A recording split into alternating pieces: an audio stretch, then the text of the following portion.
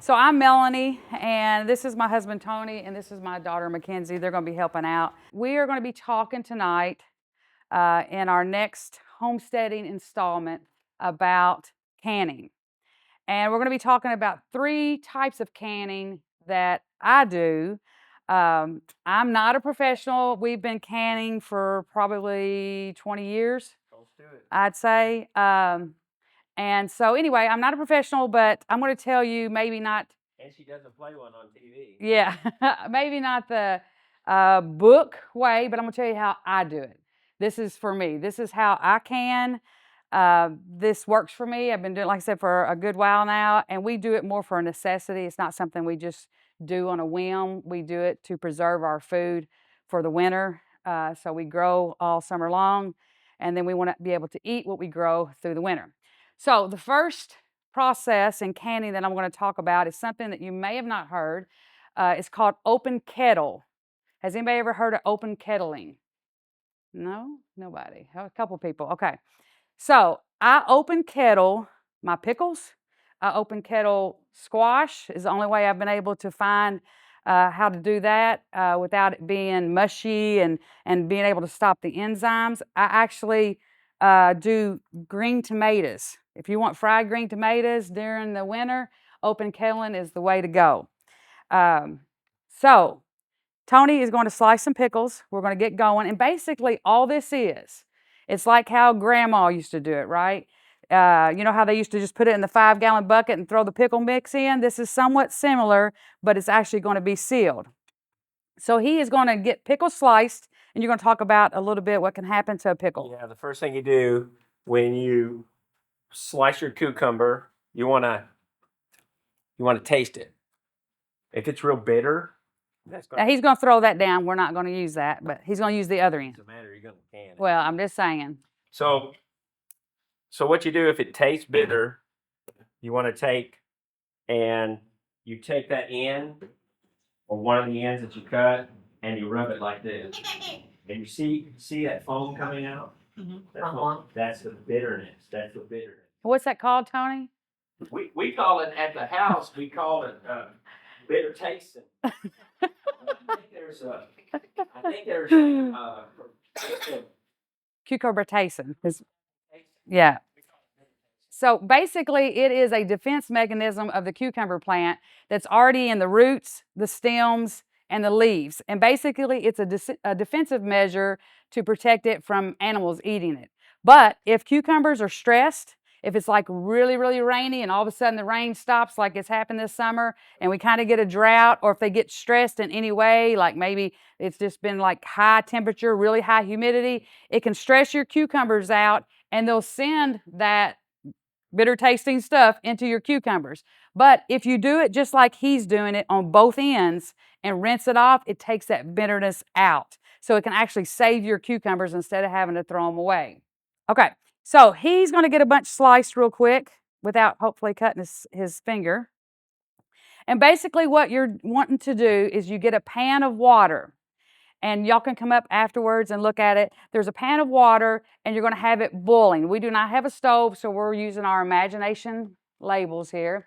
This is boiling hot water, and our jars have water in them as well, and they're going to be boiling hot. It's going to be hot. Got enough? Well, we'll see. Okay.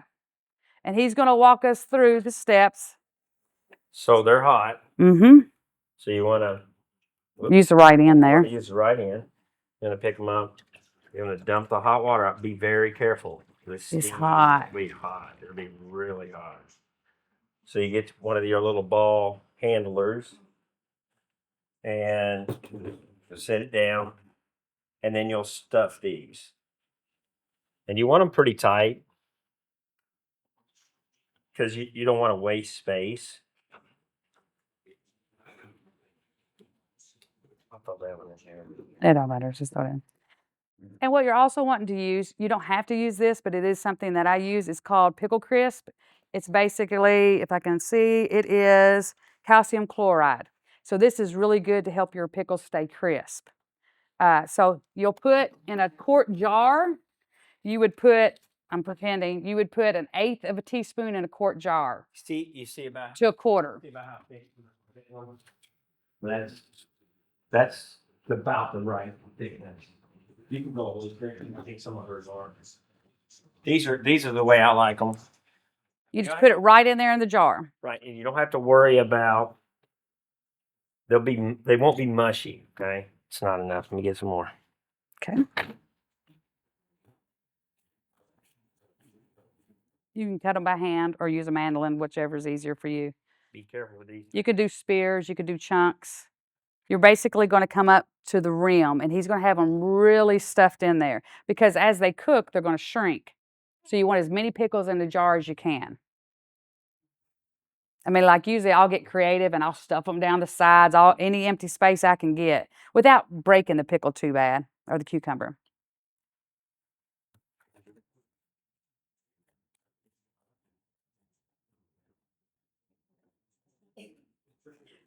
And while usually and normally you'll have your cucumbers already sliced, you'll have your jars hot and ready, and then you'll have your pickle brine.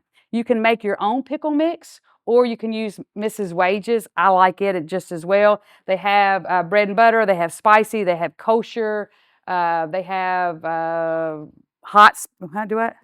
That's hot, I know, right? So anyway, you'll have your pickle brine ready to go as well. It'll be warm, simmering, hot. I will suggest this. If you use the Mrs. Wage's hot and spicy, do not put the mix in until it's already hot and you're getting ready to put your pickles in because if not, it's going to take your breath. Open your windows. Yep, open your windows. So all this is mixed. You're mixing it just like the package or you're mixing it like your recipe. This is all hot. Your pickles are ready to go. Remember, this is hot. He poured it out. He put his pickles in. He put his pickle crisp in. And now he's going to ladle his pickle brine in. He actually can as well as I can. So usually when we can, we have about 3 canners going usually in our house at a time. You want to watch it. If you go a little over full, just take you a teaspoon or something and stick in the top and dip it out. It's about up to right here. You're going to use a butter knife. And what you're going to use the butter knife for, you're going to go around the edges to get all the air out. See all those bubbles coming up when I do that? See that? You want to get all your air out. You have to push your pickles back down, and you may have to add a little bit more brine because you want the brine right at that rim. Yeah, see the brine has went down. So you want to put just a little bit more in there. Now remember, if this is actual, it would be hot. It would be hot. You don't stick your finger in there like that. So then you're going to take a paper towel because usually the pickle mix is going to be sticky in some form or fashion. So you don't want just water. You want to use white vinegar. A little white vinegar on your paper towel. And wipe the rim. What's going to make sure it seals, and you want to make sure there's nothing on that, right? Clean. Next, you're going to use your magnet, get your boiling lids and rings. Right. And then you're going to flip upside down, set it on a towel, and let it sit for 24 hours. That's all. That's all you have to do for pickles. Same thing with squash, same thing with green tomatoes. That's all you have to do. You don't have to have pressure cookers. You don't have to have water baths. That's just called open kettle. But just remember, you want to use 1 jar at a time. Now, if I'm doing a lot of pickles, when I remove a jar, I fill a jar up with hot tap water and I'll set it in there so it will be warming while I'm using it. And usually I'll mark my spot and I'll work around so it sits in there until I'll use all the ones in there and get back to the one I just put in there. So does everybody kind of get that, or do we need to demonstrate it again? You want to have your pickles sliced, not like we kind of did. We just want to show you how to do it. But all your pickles sliced, ready to go. You want your water filled up in your pan with your water in your jars. You want it like right at a really good simmer boil. So it'll be hot. You want your lids boiled and your rings. I mean, they suggest that, but like you said, we don't do it at home. But you want those boiling and hot, and you want your pickle brine hot. Whatever recipe you use, you want it hot before you start pulling your jars out. 1 jar at a time. Generally, these won't fail their vinegar, right? Right. When you do it like this, we've opened up a few, and it goes, so it's fermented.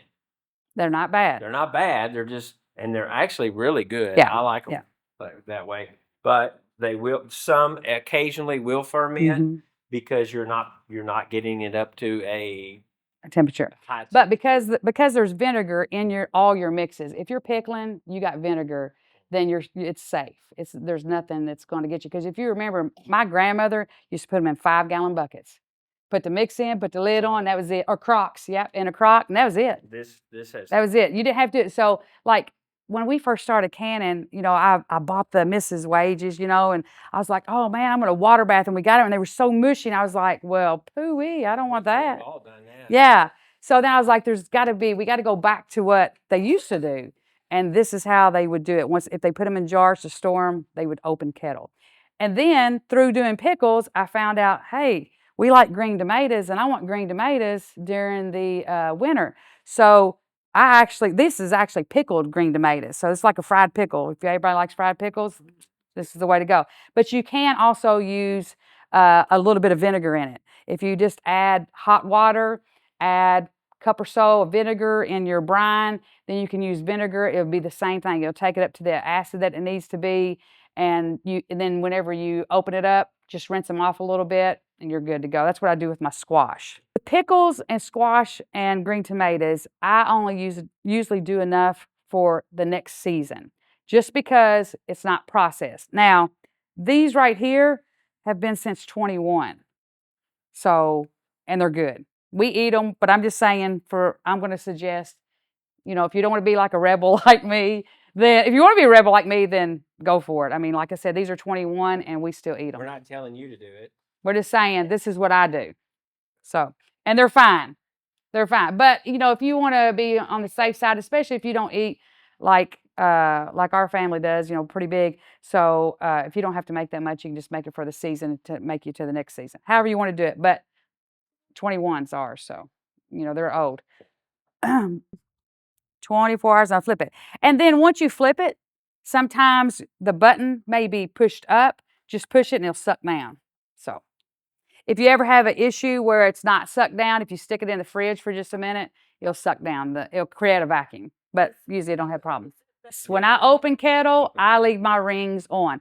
If I water bath or I pressure cook, sometimes I'll take them off. But really, when I get them out of my canner or something like that, I'll wipe them off anyway. Once they're done and sit for 24 hours, I'll take them and I'll open them and I'll wipe them off and dry them real good. And then I put them back on sometimes. It just depends how you want to store them. Because if not, I'll have buckets and buckets of rings if I don't do that. So best place for them to be on is the jar. So anyway, I will put a couple pickle recipes that I have for myself on Bees, Trees, and More on Facebook if you want to use that. Or like I said, you can do the Mrs. Wages. I also will put how I do squash, because for years I have tried to preserve squash, because if that's one thing that can grow, except for this year, isn't it right, Kenny, is squash. Squash is usually something we run out of our ears with for sure. So I wanted to find a way to preserve it. I tried everything, freezing, dehydrating, you name it, tried it. Never worked because I couldn't get the enzymes to stop in squash. Even if you freeze it a couple months, it's going to start tasting kind of funky because the enzymes will not stop. It just continues to break down that squash. Well, if you add a little vinegar, white vinegar, when you're open kettling to this, it actually stops the enzymes. So then all I do is I take it out. We had some, not too long ago. I crack it open. I'll rinse it out a little bit, rinse the vinegar off of it, fry it up, put it in a squash casserole or whatever, and you can never taste it. It's good. It's good. It's really, really good. In fact, my youngest son, it's approved by him. So that's saying something. I do my peppers that way. I open kettle my peppers. I just didn't have any to bring. I open kettle my peppers, like if I'm doing banana peppers for like pizzas, like pepper rings or something like that. Jalapenos, I do the same way. I open kettle. Now, if I'm doing cowboy caviar, I guess it's called, I'll water bath it. There's a lot of stuff in that and stuff, so I'll just go ahead and water bath it because it really don't matter. But you could actually open kettle it if you really wanted to. Do you use the crisp on all of those? Peppers, yeah, on all of them, on all of them. You don't have to. It's not a have to thing. You want it crispy? Yeah, if you want it crispy, yeah, you can do it on your green tomatoes. You can use it in your squash. It just helps keep it a little bit crispier is all it does. You use it on your peppers, all that. So it just helps. It aids in it. Even though it's called pickle crisp, You can use it on anything. Yeah. And some people will use, was it alum or whatever, but I don't use that. Yeah, I kind of stay away from that. So I'm one of those. So I rather use that. Okay. Any questions on open kettle? Does everybody think they can do it?